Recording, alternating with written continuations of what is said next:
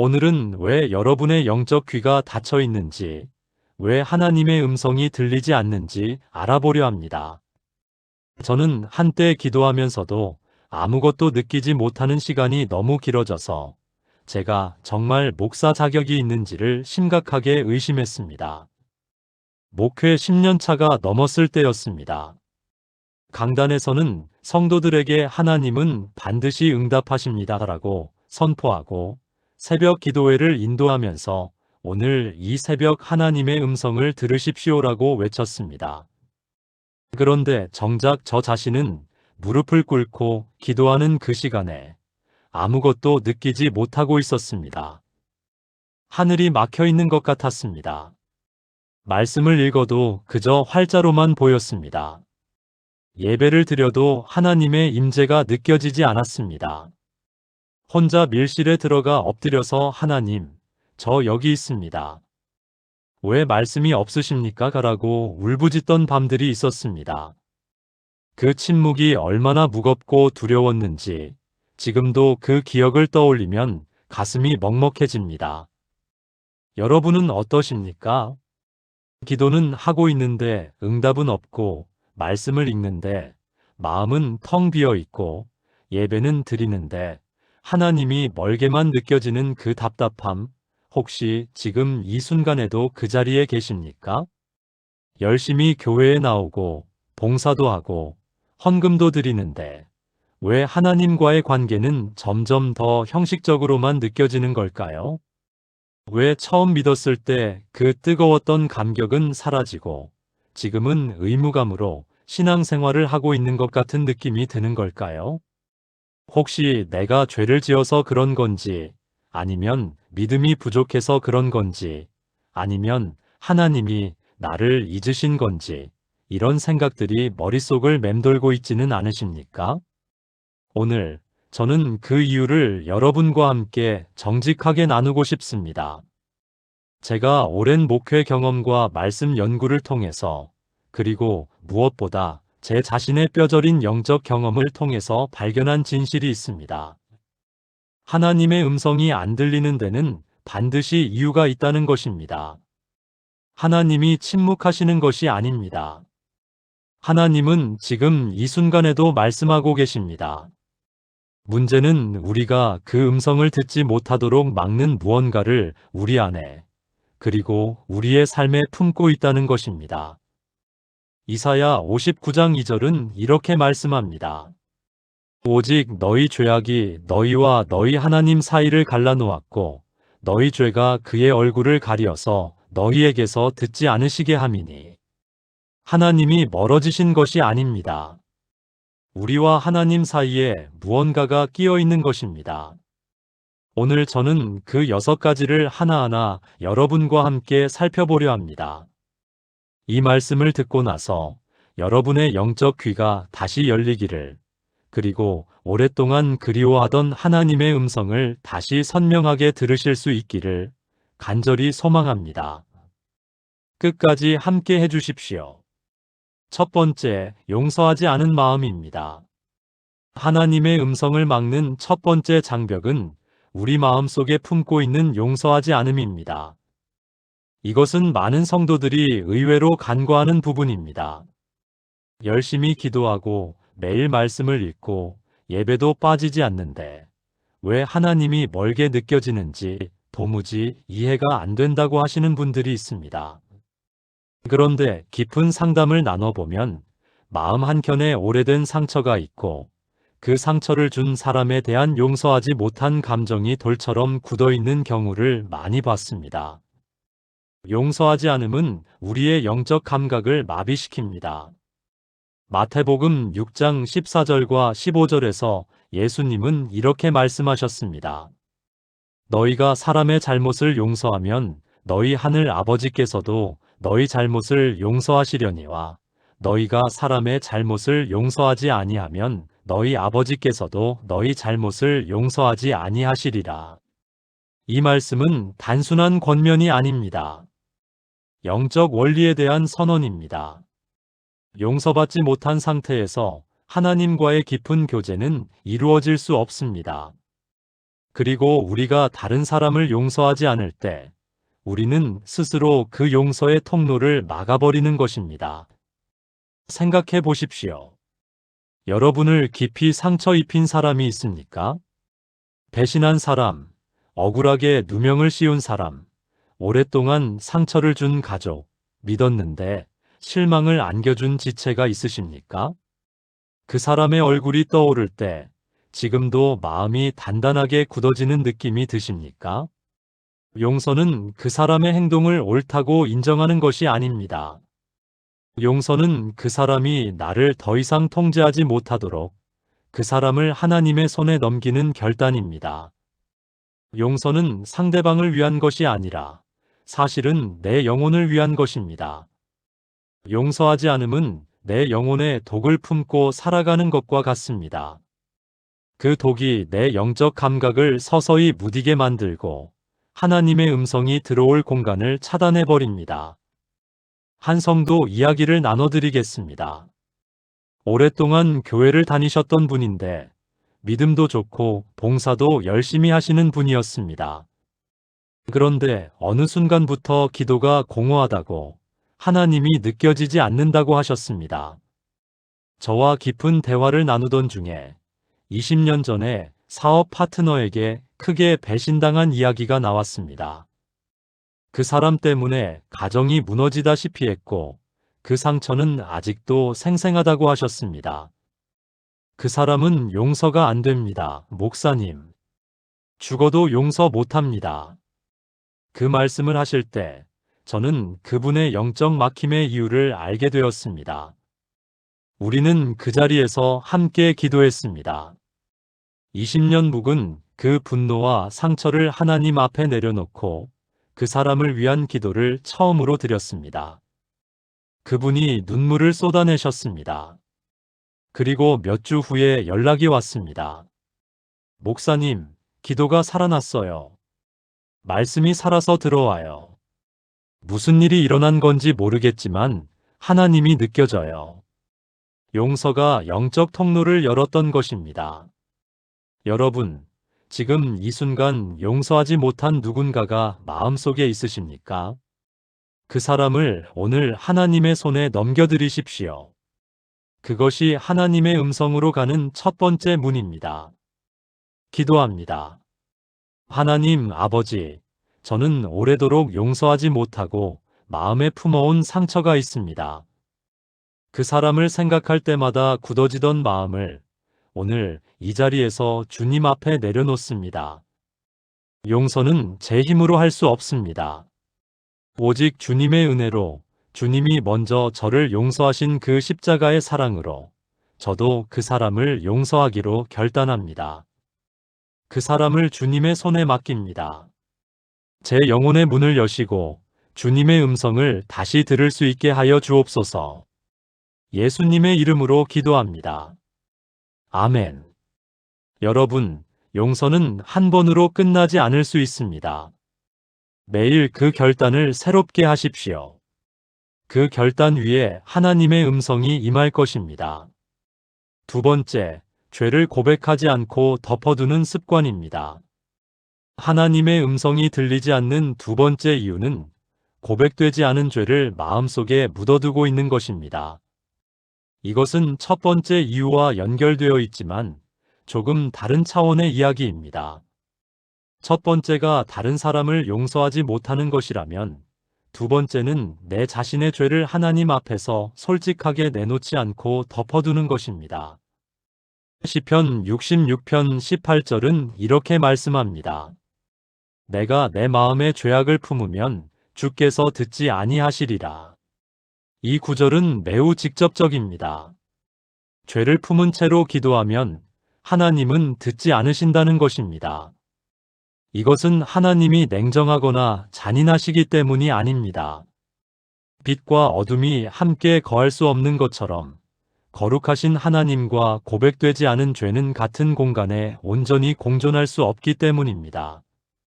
많은 성도들이 죄를 인식하면서도 그것을 하나님 앞에 드러내기를 두려워합니다.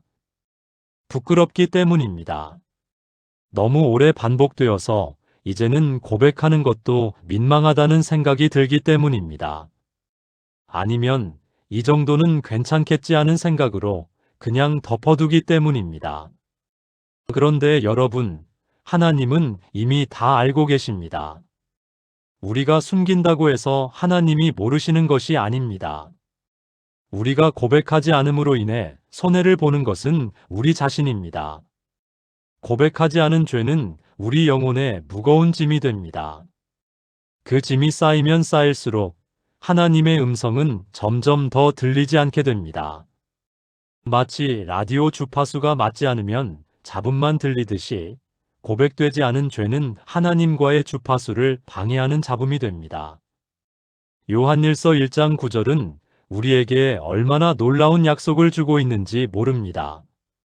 만일 우리가 우리 죄를 자백하면 그는 미쁘시고 의로우사 우리 죄를 사하시며 우리를 모든 불의에서 깨끗하게 하실 것이요.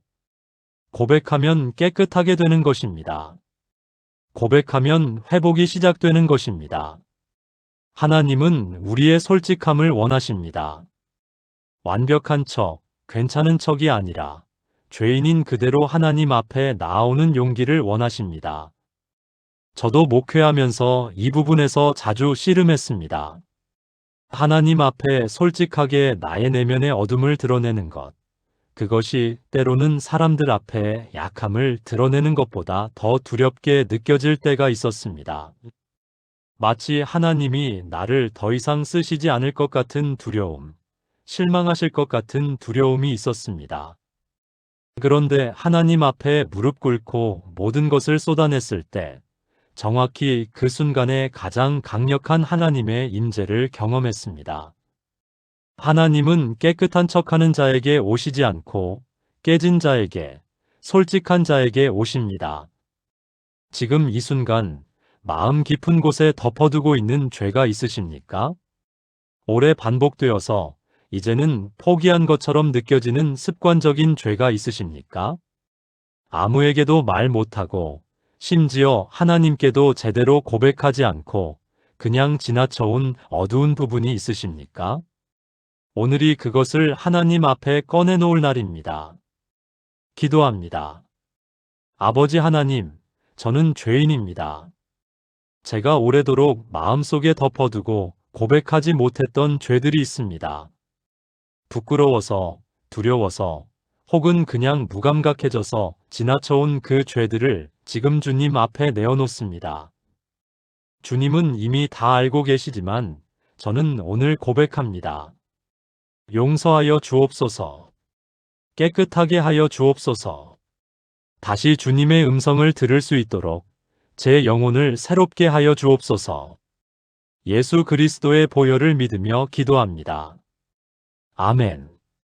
여러분, 죄의 고백 이후에 찾아오는 그 평안과 가벼움, 그것이 바로 영적 통로가 열리는 신호입니다. 오늘 그 자유함을 경험하시기를 바랍니다. 세 번째, 세상의 소음으로 가득 찬 삶입니다. 하나님의 음성이 들리지 않는 세 번째 이유는 우리의 삶이 너무 많은 소음으로 가득 차 있기 때문입니다. 이것은 도덕적인 문제가 아닙니다. 죄의 문제가 아닙니다. 그러나 어쩌면 현대 그리스도인들에게 가장 보편적이고 강력한 장벽이 될 수 있습니다. 우리는 지금 역사상 가장 시끄러운 시대에 살고 있습니다. 스마트폰이 항상 손에 있고 알림은 끊임없이 울리고 SNS는 24시간 새로운 콘텐츠를 쏟아냅니다. 뉴스, 유튜브, 드라마, 음악, 팟캐스트, 게임이 우리의 모든 빈 시간을 채웁니다. 잠깐의 공백도 견디지 못해서 무언가를 켜야 안정이 되는 시대입니다. 그런데 하나님의 음성은 대부분 고요함 속에서 들려옵니다. 열왕기상 19장에서 엘리야의 이야기를 기억하십니까? 하나님은 강한 바람 가운데 계시지 않았고, 지진 가운데도 계시지 않았고, 불 가운데도 계시지 않았습니다. 불 후의 세미한 소리, 즉 아주 작고 고요한 소리 가운데 하나님이 계셨습니다. 세미한 소리는 고요함이 없으면 들을 수 없습니다. 소음이 가득한 삶에서는 그 세미한 음성이 들릴 공간이 없습니다. 여러분의 하루를 돌아보십시오. 아침에 눈을 뜨자마자 무엇을 하십니까? 스마트폰을 집어들고 메시지를 확인하십니까? 아니면 잠시 조용히 하나님 앞에 앉아 있는 시간을 가지십니까? 이동하는 시간에 이어폰을 꽂고 무언가를 듣고 계십니까? 아니면 하나님과 대화하며 걸으십니까? 잠들기 전 마지막 시간을 무엇에 사용하십니까? 저는 한 기간 동안 의도적으로 소음을 줄이는 실험을 했습니다. 아침 첫 30분을 스마트폰 없이 오직 침묵 속에서 하나님 앞에 앉아 있는 시간으로 만들었습니다. 처음에는 너무 불편했습니다. 아무것도 하지 않는 것이 불안하게 느껴졌습니다. 무언가를 채워야 할 것 같은 강박이 있었습니다. 그런데 2주가 지나자 변화가 시작되었습니다. 그 고요한 시간에 하나님의 음성이 아주 작고 섬세한 감동으로 들리기 시작했습니다. 성경 한 구절이 살아서 들어왔습니다. 기도 중에 갑자기 어떤 사람을 위해 기도해야 한다는 마음이 강하게 왔습니다. 삶의 방향에 대한 조용한 확신이 찾아왔습니다. 하나님은 소리를 지르지 않으십니다. 하나님은 조용히, 그러나 분명하게 말씀하십니다. 우리가 그 음성을 듣기 위해서는 의도적으로 소음을 줄여야 합니다. 이것은 영적 훈련입니다. 매일 최소한 15분, 아무것도 없는 고요한 시간을 하나님께 드리십시오. 스마트폰을 내려놓고 유튜브를 끄고 모든 알림을 차단하고 하나님 앞에 조용히 앉아 있으십시오. 처음에는 아무것도 느껴지지 않을 수 있습니다. 하지만 계속하십시오. 그 고요함의 훈련이 쌓일수록 하나님의 음성은 점점 더 선명하게 들려올 것입니다. 기도합니다. 주님, 저는 너무 바쁘게, 너무 시끄럽게 살아왔습니다. 항상 무언가로 귀를 채우고 마음을 채우며 주님이 말씀하실 공간을 스스로 없애왔습니다. 오늘부터 의도적으로 고요한 시간을 만들겠습니다. 주님 앞에 아무것도 없이 앉아있는 그 불편함을 기꺼이 감당하겠습니다. 그 고요함 속에서 주님의 세미한 음성을 듣게 하여 주옵소서. 제 마음의 문을 여시고 주님의 말씀이 들어올 공간을 만들어 주옵소서. 예수님의 이름으로 기도합니다. 아멘. 고요함은 영적 사치가 아닙니다. 고요함은 하나님의 음성을 듣기 위한 필수 조건입니다.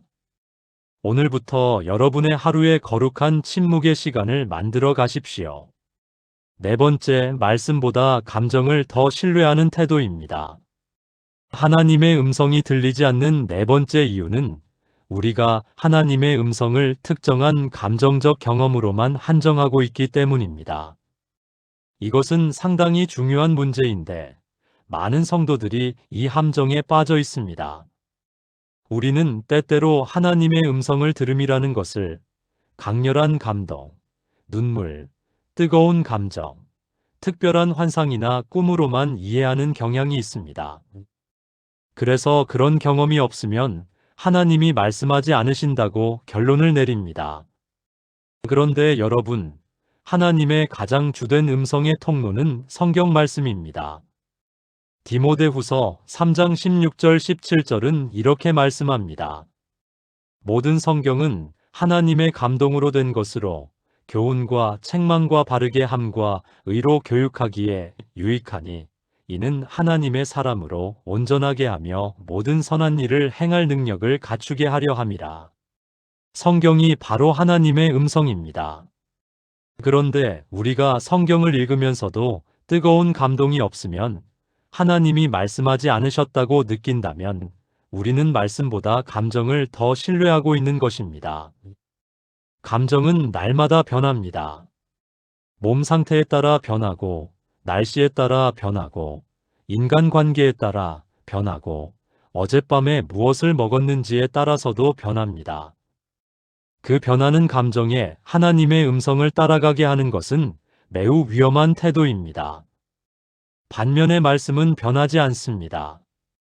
이사야 40장 8절의 말씀처럼 풀은 마르고 꽃은 시드나 우리 하나님의 말씀은 영원히 서리라고 했습니다. 물론 성령님이 감동을 주시고 특별한 경험 속에서 하나님이 말씀하시는 경우도 있습니다.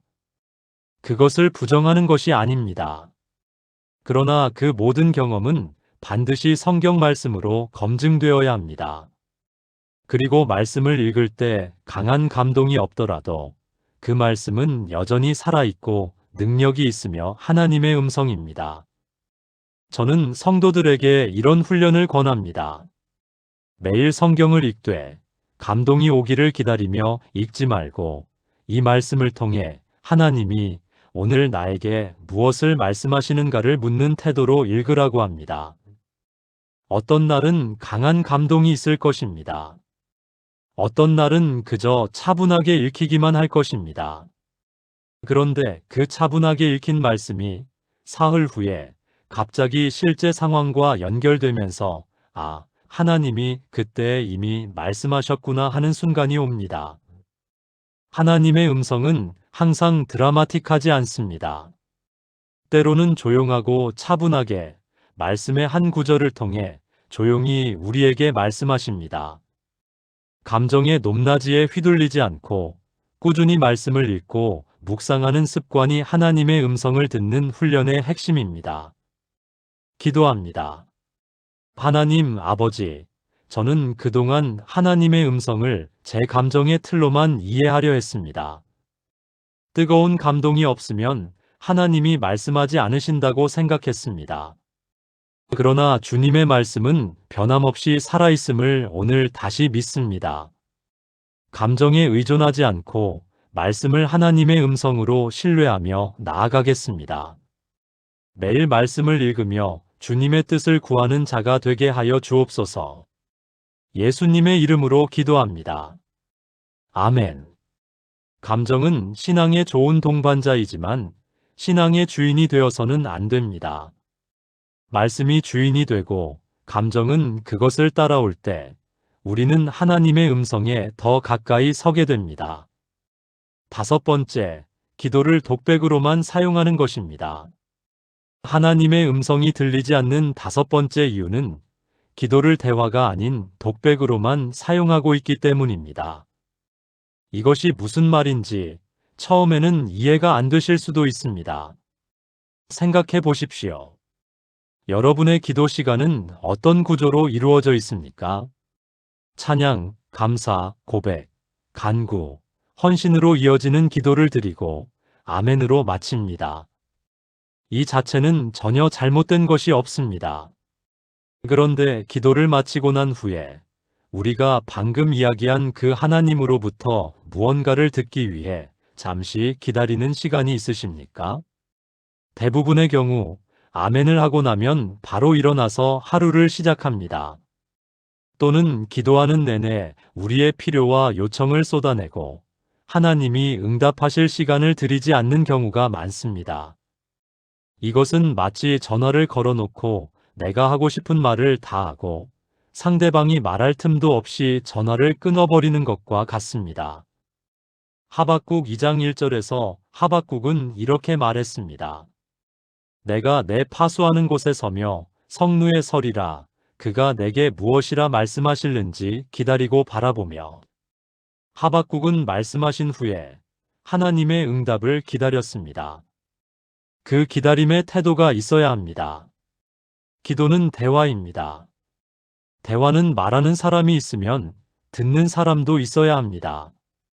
하나님이 우리의 말을 들으시듯 우리도 하나님의 말씀을 들을 준비가 되어 있어야 합니다.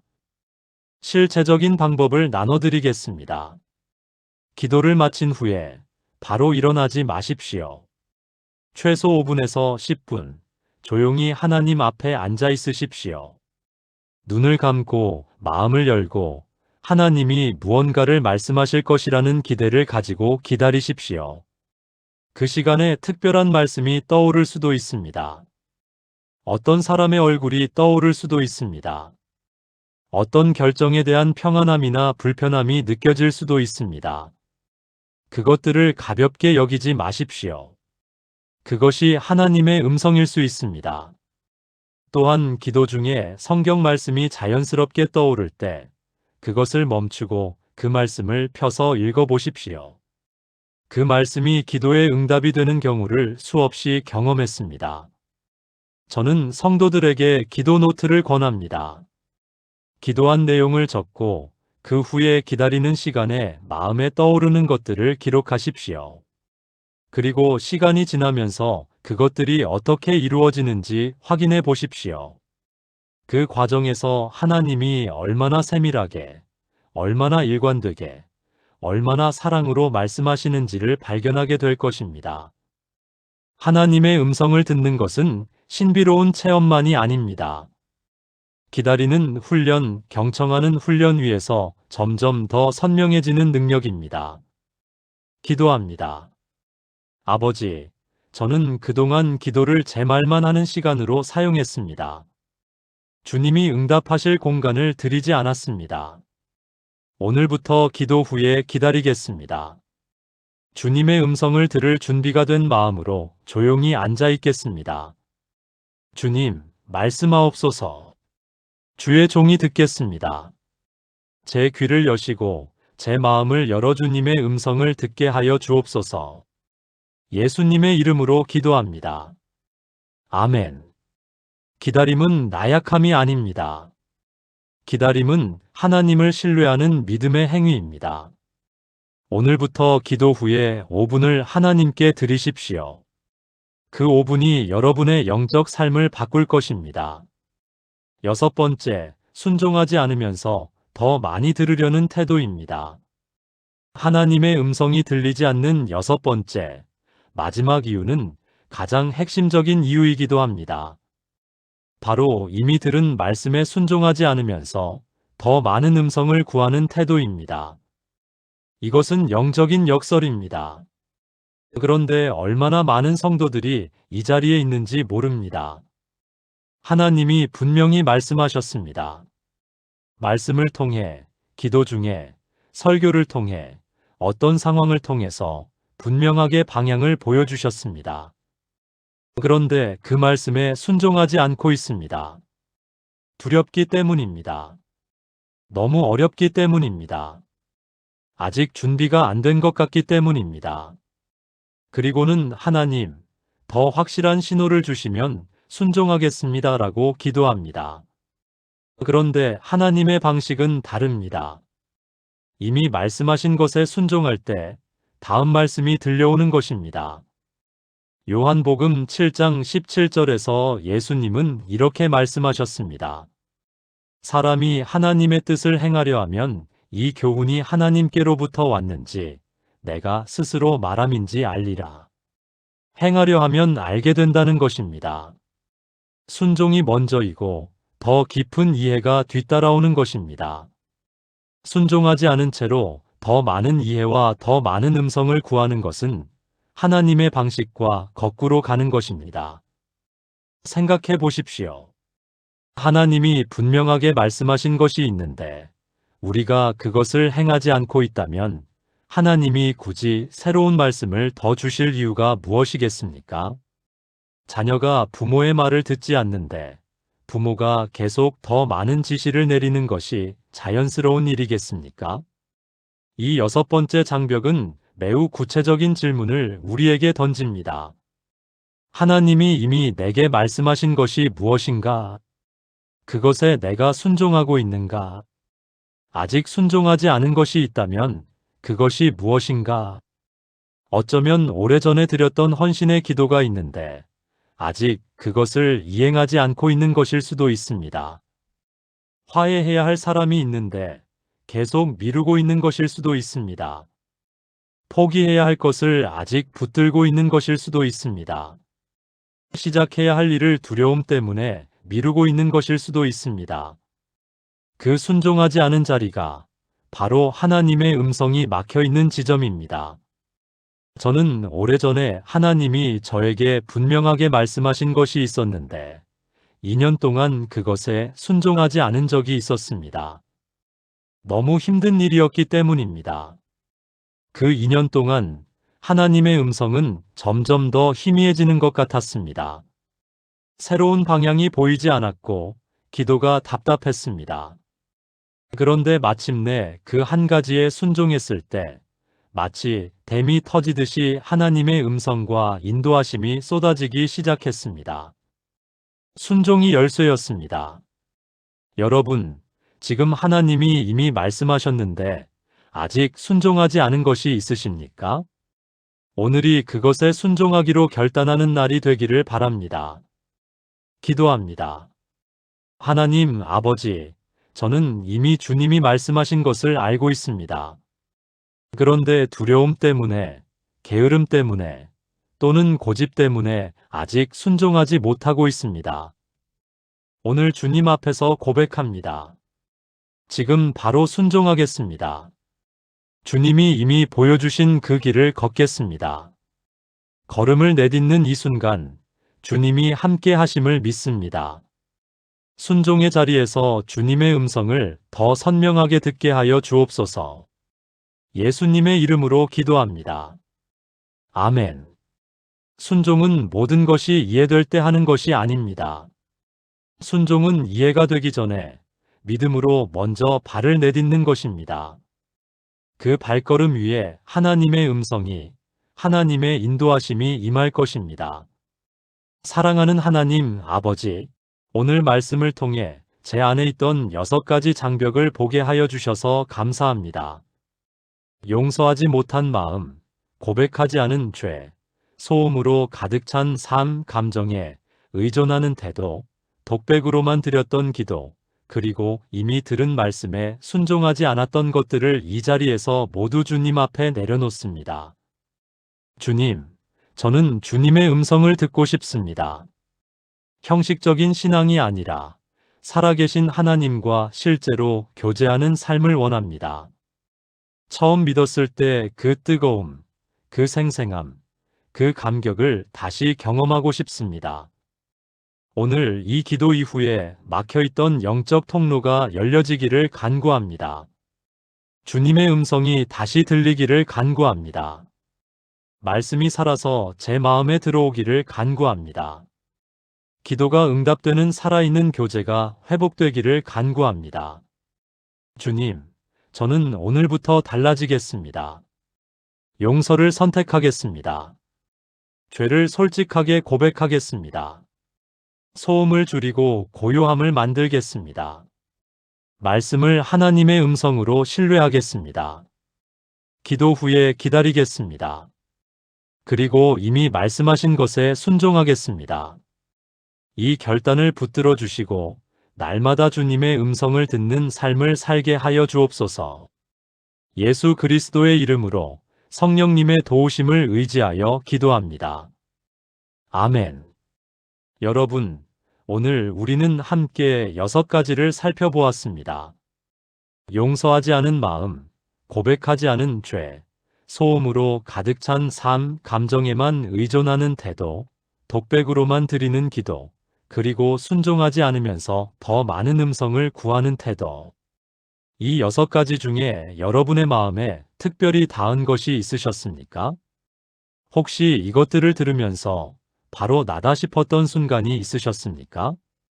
그렇다면 오늘 이 영상이 여러분에게 온 것은 우연이 아닙니다. 하나님이 여러분을 이 자리로 이끄셨습니다. 하나님은 지금도 말씀하고 계십니다. 하나님은 결코 침묵하지 않으셨습니다. 다만 우리 안에, 우리의 삶에 그 음성을 막는 장벽들이 있었던 것입니다. 그리고 오늘 여러분은 그 장벽들을 발견했습니다. 발견했다는 것 자체가 이미 회복의 시작입니다. 하나님의 음성을 듣는 삶은 특별한 은사를 받은 몇몇 사람들만의 특권이 아닙니다. 예수 그리스도를 구주로 믿고 성령님이 내 안에 계신 모든 성도의 권리입니다. 요한복음 10장 27절에서 예수님은 이렇게 말씀하셨습니다. 내 양은 내 음성을 들으며 나는 그들을 알며 그들은 나를 따르느니라. 여러분은 주님의 양입니다. 주님의 양은 목자의 음성을 들을 수 있습니다. 그것은 여러분의 본래 모습입니다. 오늘 우리가 나눈 6가지를 한 번에 모두 다 해결하려고 하지 않으셔도 됩니다. 하나씩, 천천히, 그러나 진지하게 시작하십시오. 오늘 가장 마음에 닿은 한 가지부터 시작하십시오. 그 한 걸음이 쌓이고 쌓여서 하나님의 음성이 점점 더 선명하게 들리는 삶으로 여러분을 이끌 것입니다. 저는 확신합니다. 오늘 이 자리에서 이 말씀을 들으신 여러분, 앞으로의 기도 시간이 달라질 것입니다. 말씀이 새롭게 들려올 것입니다. 예배가 다시 살아날 것입니다. 오랫동안 그리워하던 하나님의 임재가 다시 느껴질 것입니다. 하나님은 여러분을 사랑하십니다. 바로 지금, 이 순간에도 여러분을 향한 하나님의 마음은 변함이 없습니다. 그 사랑이 오늘 여러분의 삶에 새롭게 임하기를 축복합니다. 오늘 영상이 도움이 되셨다면 구독과 좋아요를 눌러주시고 이 말씀이 필요한 분들에게 나눠주십시오. 여러분 한 분 한 분의 영적 회복을 위해 늘 기도하겠습니다. 다음 시간에 또 뵙겠습니다. 하나님이 여러분과 함께 하시기를 축복합니다.